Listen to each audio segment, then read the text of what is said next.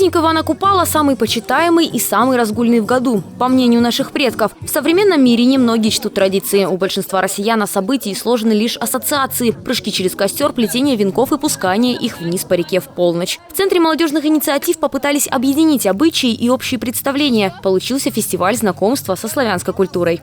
Эта тема выдерживается, да, это День Ивана Купала и соответствующие мастер-классы, соответствующие выступления, танцы, песни, костры, хороводы, дегустации чая и прочее. Мы используем всю территорию красивого места, да, Весточки, место силы, да, станция Лягушка.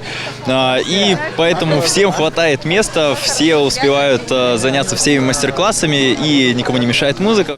Мастер-классы – движущая сила вечера. Особенно популярны стрельба из лука и плетение венков. С последним многие справляются сами, помнят технику из детства. Когда мне лет, наверное, 14 было, 15. И до сих пор помните, как это делать? Да, вот память не изменяет, вроде как так. Вдоль по тропинке расположились аквагримеры, музыканты и мастера кукольных дел. Здесь уверены, такое изделие под силу даже ребенку. А пользы, согласно поверьям, хватит на всю семью.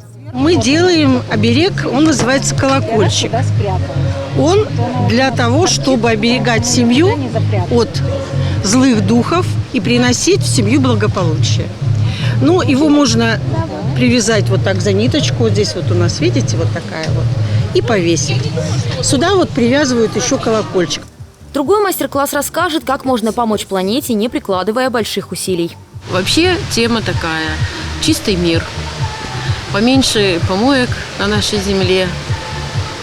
И поэтому мы делаем, в принципе, из отходов. Вот эта вот коробочка сделана из журналов мод. Изобилие досуга сделало свое дело. Хотя многие попали сюда случайно, праздник без внимания не оставили.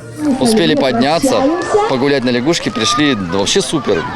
Супер. Мы, наверное, здесь сколько? Ну, наверное, уже час точно.